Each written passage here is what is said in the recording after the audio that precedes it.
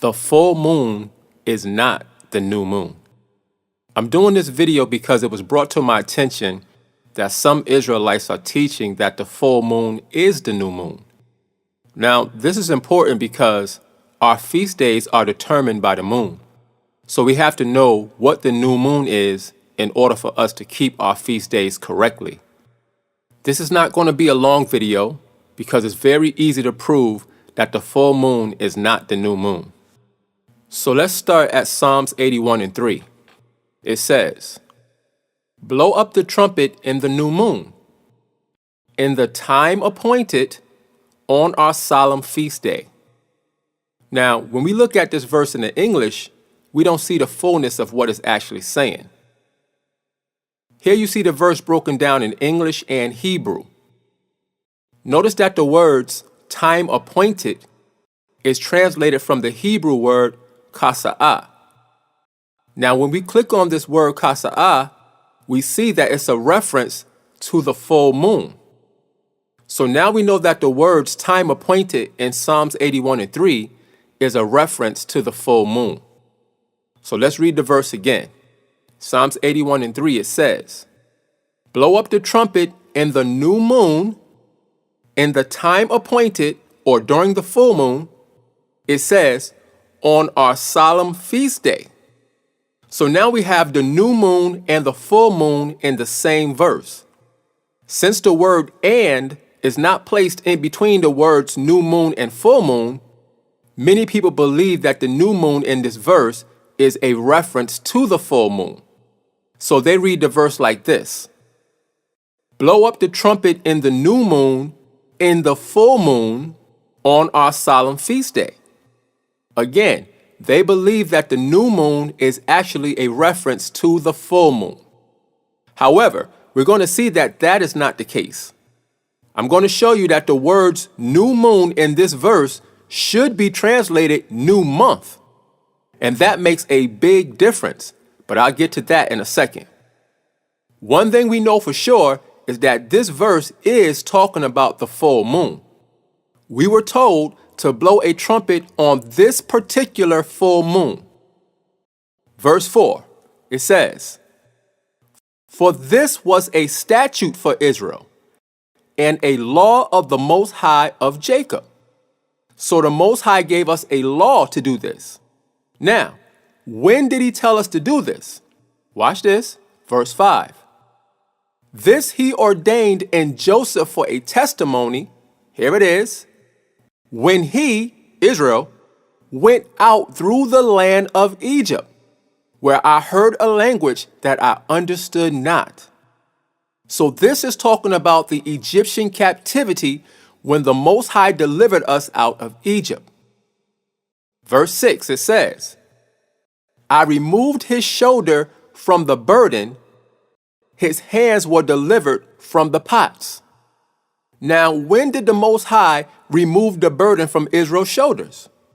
He did that when he took us out of the Egyptian captivity. So when Israel was delivered out of Egypt, the Most High ordained for Israel to blow a trumpet. And we know from verse 3 that it was a full moon. In other words, the Most High delivered Israel out of Egypt during a full moon. He told us to blow a trumpet during this particular full moon to commemorate the day that he brought us out of Egypt. Now, this is how we're going to prove that the full moon is not the new moon. Let's go to Numbers 33:1. It says, "These are the journeys of the children of Israel, which went forth out of the land of Egypt with their armies under the hand of Moses and Aaron." So now we're reading about Israel leaving out of the Egyptian captivity. Verse 2, it says, "And Moses wrote their goings out according to their journeys by the commandment of Yahweh. And these are their journeys according to their goings out." Now, watch this, verse 3. It says, "And they departed from Ramesses," they left out of Egypt, it says, "in the first month." Watch this. "On the 15th day of the first month." On the morrow after the Passover, the children of Israel went out with an high hand in the sight of all the Egyptians. So we see that Israel left out of Egypt in the first month on the 15th day of the month. Now, Psalms 81:3 said it was a full moon when they left out of Egypt. Therefore, we know that the 15th day of the month was a full moon. So, how can the full moon be the same thing as a new moon when we know that the new moon is always the first day of the month? Let's prove it. This is 1 Samuel chapter 20 and verse 24. It says, "So David hid himself in the field." Watch this. "And when the new moon was come, the king sat him down to eat meat," meaning King Saul sat down to eat meat.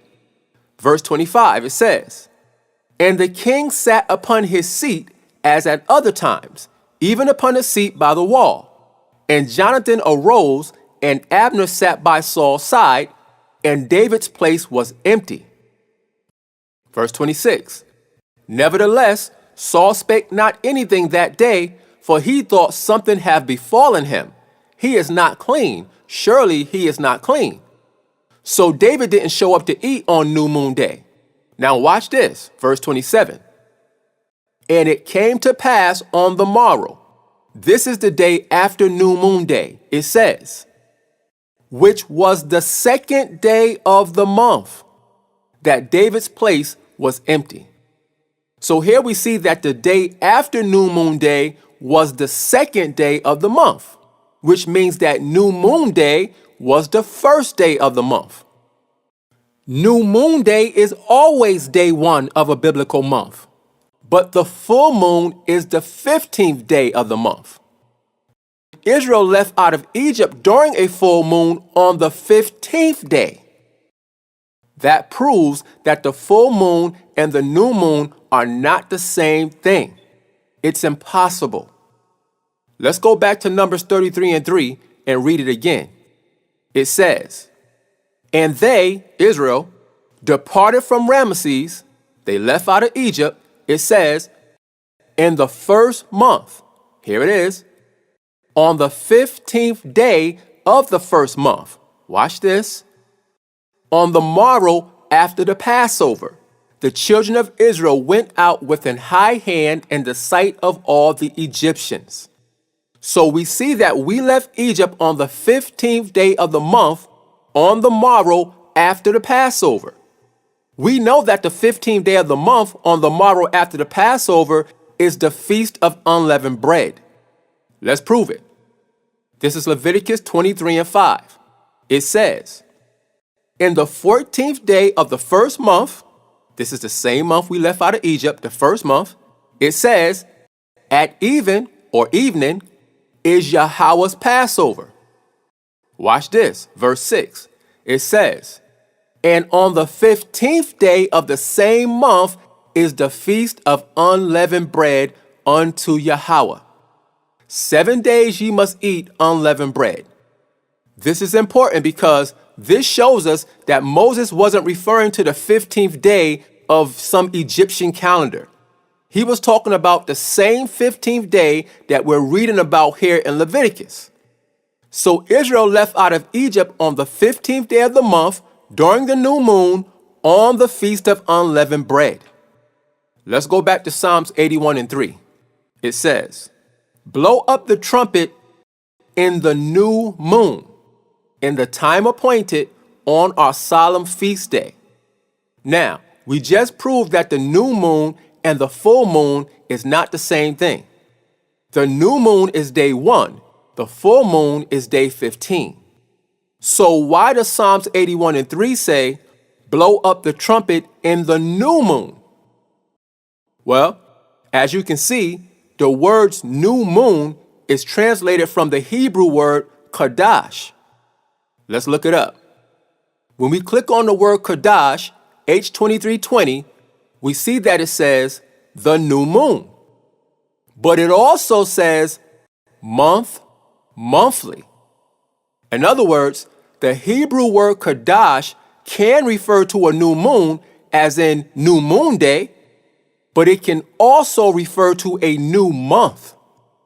Which one is Psalms 81:3 talking about? Is it talking about new moon day or a new month? It can't be talking about new moon day because Israel left Egypt in the time appointed, which was the 15th day of the month. Therefore, it has to be talking about the start of a new month.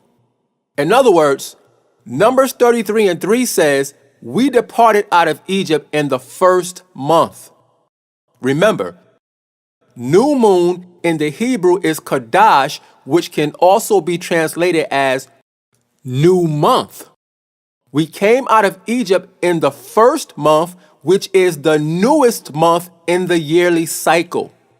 That's why the Most High told us to count that month as the beginning of months.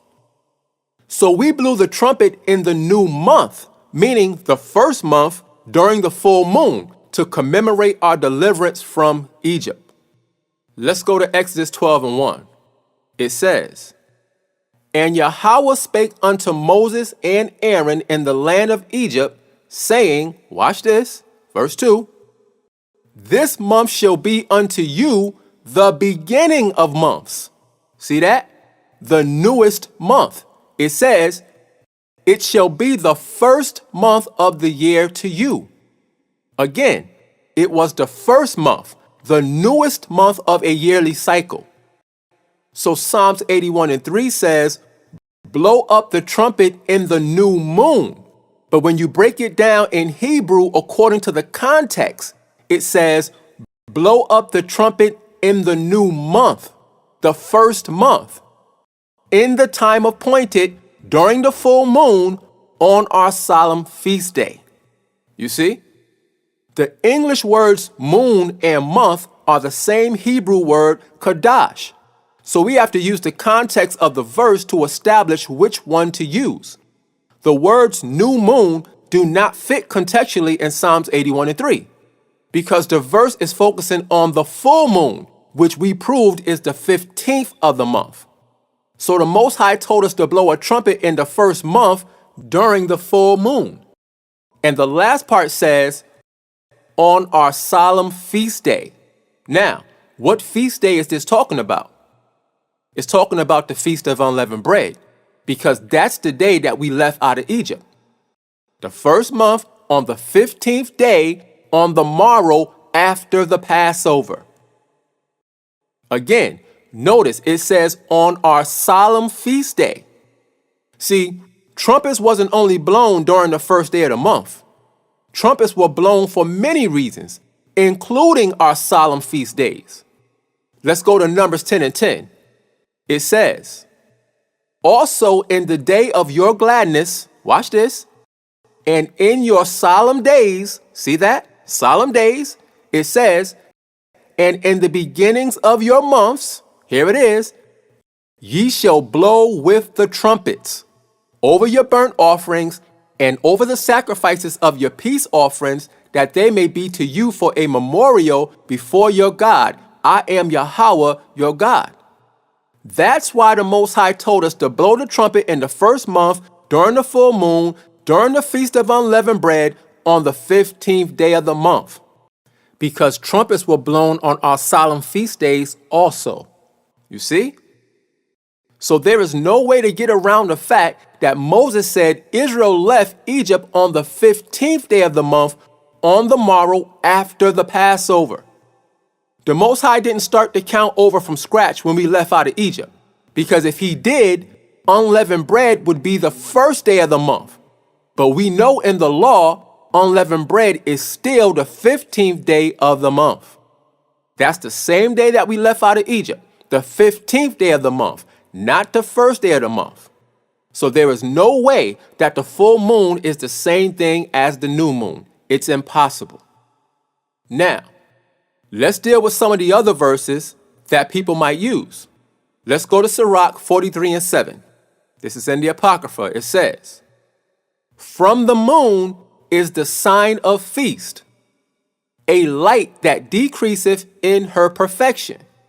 So people read this verse and they see that it says the moon is a light that decreases in her perfection. So they come to the conclusion that the full moon must be the start of the month. However, that is not what this verse is saying. Let's go up to verse 6 and read it from there.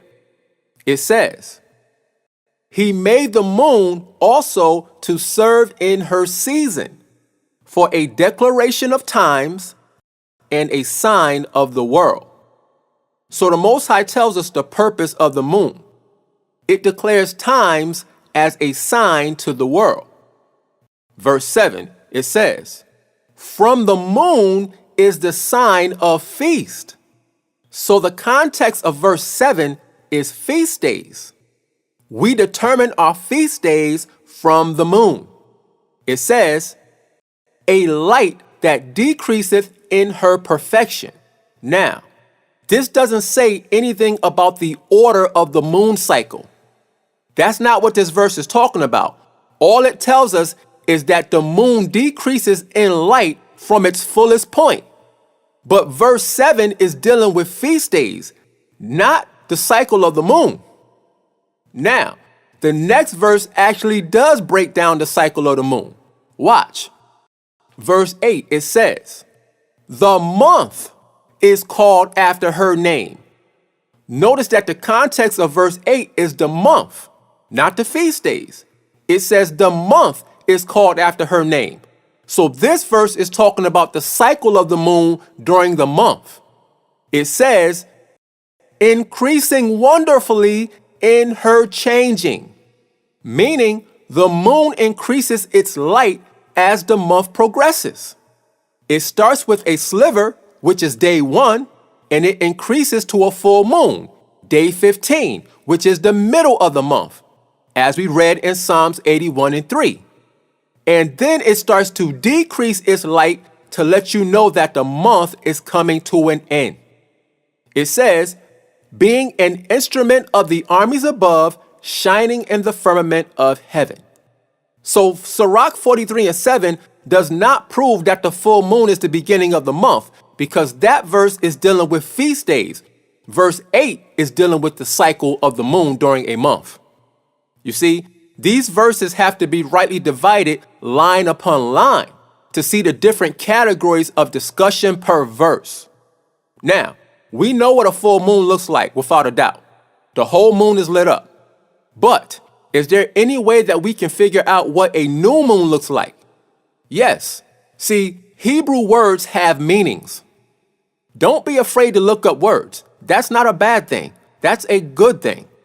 Let's look up the words new moon again.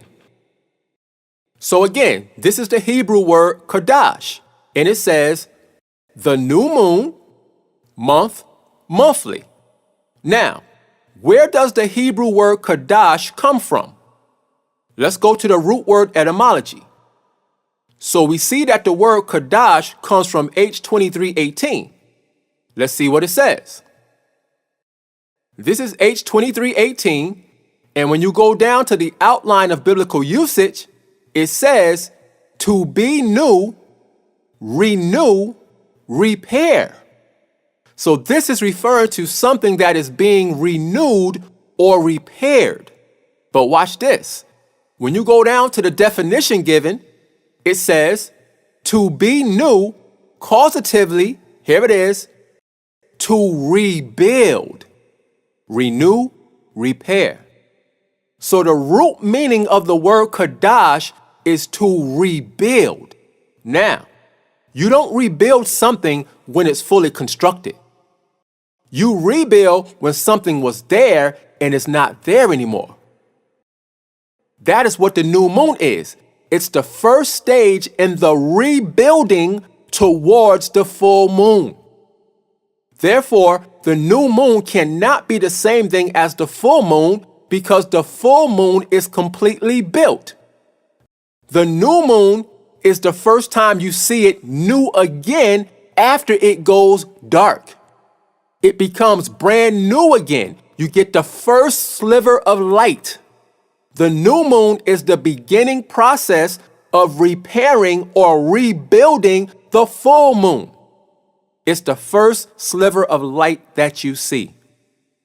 So rather you use the word Kadash to refer to a new moon or a new month, in either case, it's a reference to the starting process, either the first sliver of light of the moon or the first day of an entire month, either way. So again, the full moon is not the new moon. That doctrine is off. Now I want to be clear, this video is not about the lunar Sabbath. This video is simply showing that the full moon is not the new moon. So I'm not going to stretch this video out. The point is made. But before I end this video, please be advised, all general comments are accepted. If you disagree with something that I say, you have that right. However, if you attack me on a personal level outside of the scriptures and resort to name calling and childish, unspiritual behavior, your comment will be erased and you will be blocked. Also, if you disagree with something that I teach, that's fine. You have the right to comment about it. But if you make a comment in disagreement and you don't use scriptures to support what you're saying, I won't block you, but your comment will be erased because I deal with scriptures, not opinions. Now, to the sincere Israelites who watch my videos, I'm not talking to y'all. I appreciate you guys for taking the time out to watch and listen. But I'm talking to these immature, non-spiritual trolls who always have something to say. But when you go to their page, 9 times out of 10, they don't have one single video teaching anything. But yet, they want to come on my page and teach in the comment section. I'm not allowing that anymore. So, with that being said, as always, I hope that somebody got some understanding from this video. And with that, I say, Shalom.